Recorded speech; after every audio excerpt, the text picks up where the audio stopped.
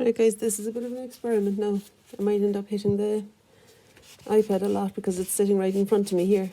But I thought I'll just give it a shot so that you can see clearly what I'm doing, hopefully. And while the paint is still a little bit wet, I'm lifting off some of the edges with water. Where the handle might be, you know, things like that.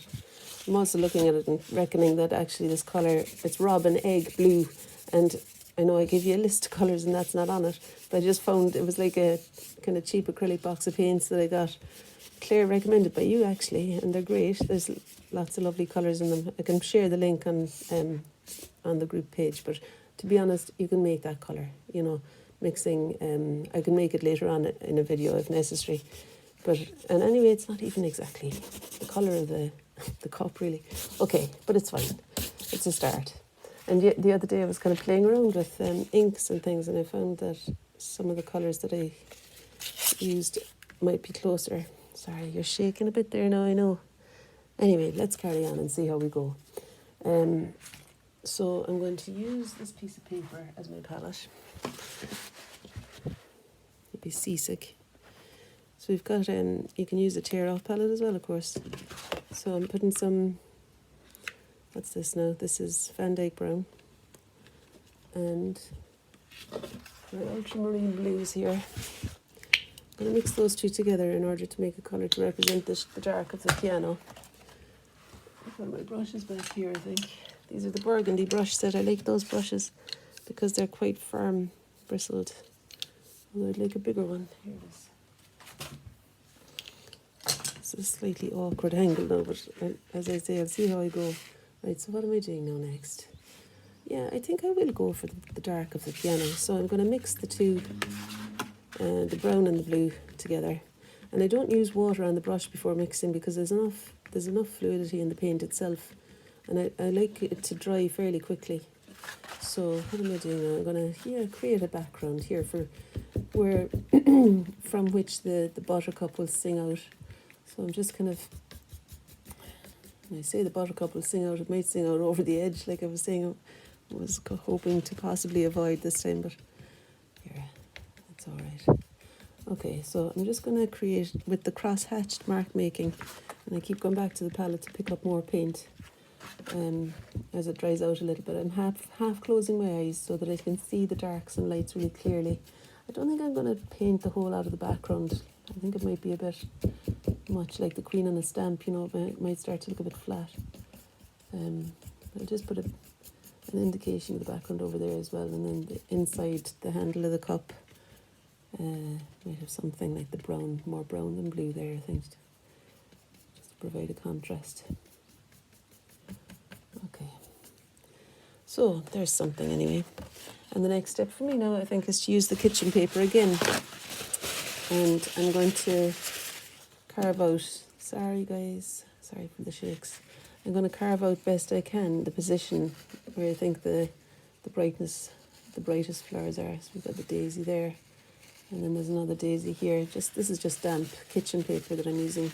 I've made it into a kind of a drawing tool for myself. It's not flailing about everywhere because I do want to kind of retrieve the shape of the bright flowers. And actually the cup goes over a bit further there too. And then there's a second buttercup that's higher than that one, right over that side. And will I put more dark around that one? No, I don't think I will. But I want to bring the belly of the cup out a little bit more here as I brought it out over more there. So I just kind of create again the shape of the cup. And it might be that the simplest way to do the handle might be to just stick on something. You've been able to peel the paint off. This is, I think this is acrylic paint that is, you know, an old piece of, an old experimental piece that I can peel the paint off the paper. And I've got PVA glue here. I'm going to use that to just indicate a little bit the bright. This is really awkward for using a shaking mat like that, but I wanted you to see clearly and closely enough what I was doing for the first little bit at least. just thought I'd like stick on something for a bit of the handle there. And that'll work. Okay, and then I'm going to use the dark again, the brown and blue mix, to further establish the shape that I'm seeing here. What's happening there now? There's a handle coming in, and then there's a little bit of a sliver there. So I'm kind of eating back into the cup a little bit again. I don't want to get too finicky about the shape of things really, but the position, the kind of, I'm not, the, yeah, so there's a thing about changing things for the sake of just not having the patience to do it, or changing it because you think it'll look better.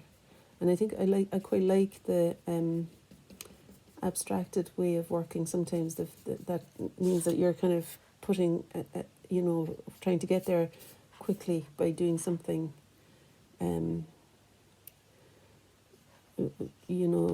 what was I going to say? Trying to get there quickly.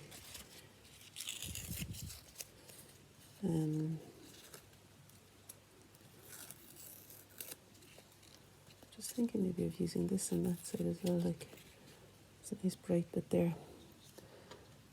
I like the idea of simplifying down, of selecting what's important and placing that there, rather than manipulating the paint for ages to try and get the colour you want, or to just try and find ways to make chance an essential part of your working process, so that you're reaching for something different each time somehow. Not every single time, you want to have some order and cohesion, but now and then it's really nice to choose something playful and make yourself do it without using paint, or maybe by using a different implement. Anyway, I'm going to get pernickety about the jug now, and the main thing I'm concerned with is the flowers, really. So, what next? There's a bird here. And some...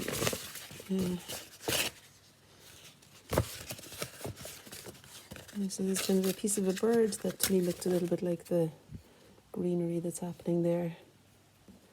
And there's also, I promise I won't be shaking so much in future. This is start as you mean to go on, they say, don't they?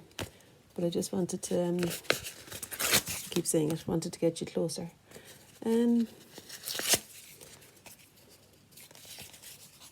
Something in that kind of thing reminds me a bit of the buttercups and I think I'll just put it there. I guess I want to encourage you as well to, keep your options open at every move and feel like everything is possible, anything is possible, and to possibly, I think one of the things that might be helpful is giving yourself a time limit so that you have some restriction on what you're doing, and also maybe, my two restrictions here might be that I'm giving myself, I'm going to do it as quickly as I can, and what's the other restriction?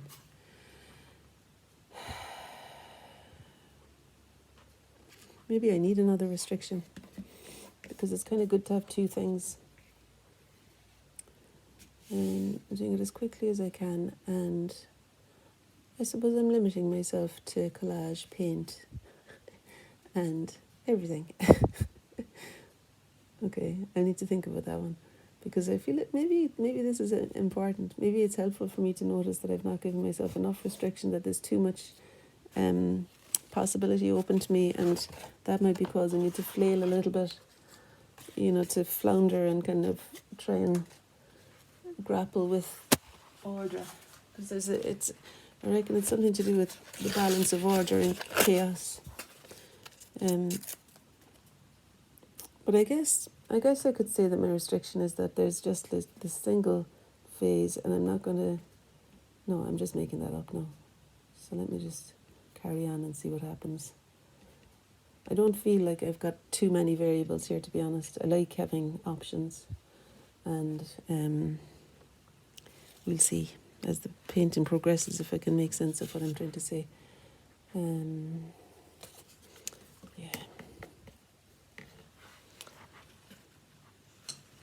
I'm going to put some of this. This is called powder blue. Again, probably not on the list, but it's a nice.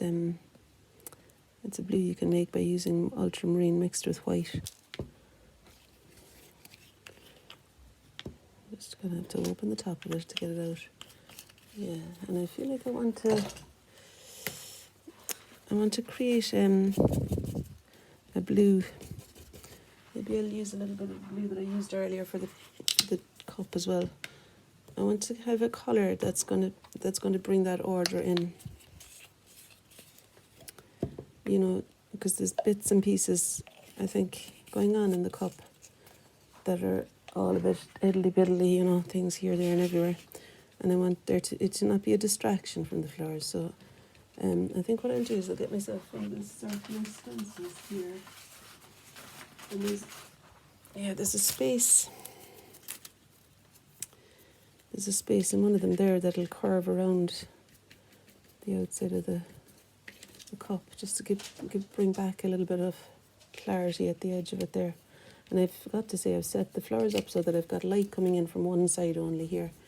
Mostly one side. I mean, I do have another window on the other side of the room, but it's not quite as bright as that side is. Okay, so there we have it. Something with the cup. Losing it again a little bit seems helpful. Okay, and now maybe let's put a bit more focus on the flowers, and possibly they'll be enough, you know. Flowers in the foliage up there. Maybe what I could do is, using another stencil, I could stipple on something to describe the... I need to find at some point one of the colours that you've got on your list, don't I? And start using it. I'm trying to find the dark green. Is that a hooker's green? I can't see. It'll be in the bag there, but I don't want to be reaching in front of you the whole time.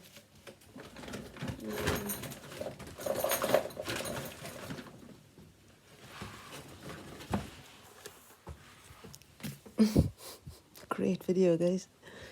Okay, so this is hooker's green. Yeah, any dark green really. Well, hookers or Viridian or Jenkins green I find are all good for explaining the darks in the foliage. I just get a bit impatient with trying to get it out, so I'll just open the top and using my finger.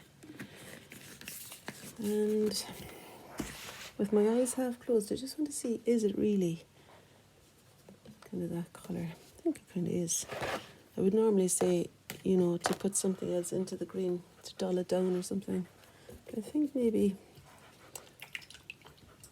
to wash your brush well too, so that you're not mixing your colours up together. I certainly don't want the jug colour to be in my foliage, to be mixed in with the foliage. So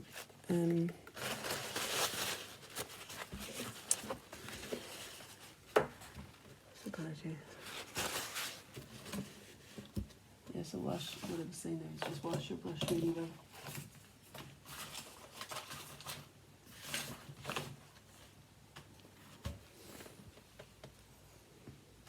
It's a little bit of an awkward, as you can probably tell, a bit of an awkward setup for me, because I'm kind of sitting behind here trying not to shake the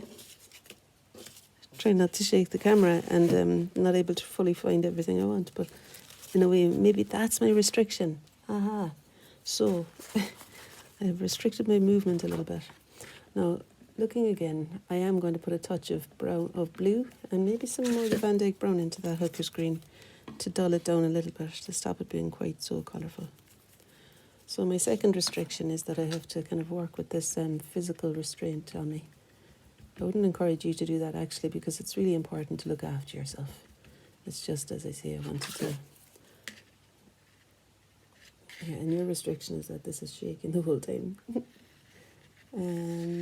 Let's see now. So there's a little bud back there. And with my eyes half closed again, I just want to kind of distinguish whereabouts the foliage is extending from the top of the cup.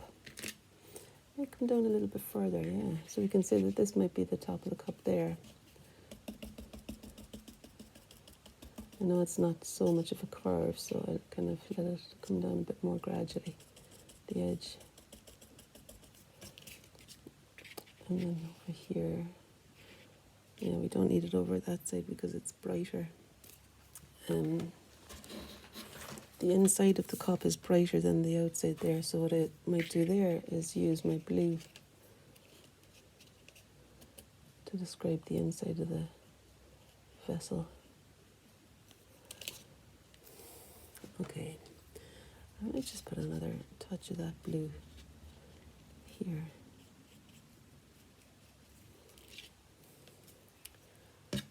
Okay.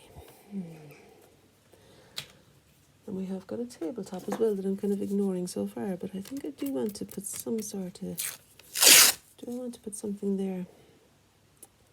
I think maybe just even on this side alone. On this side I might put something on for the tabletop.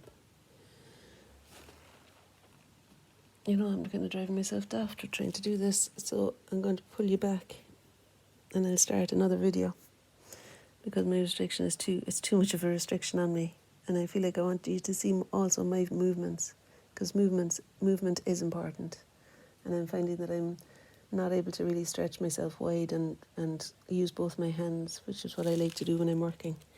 Okay, so I'll see you for the next video, guys.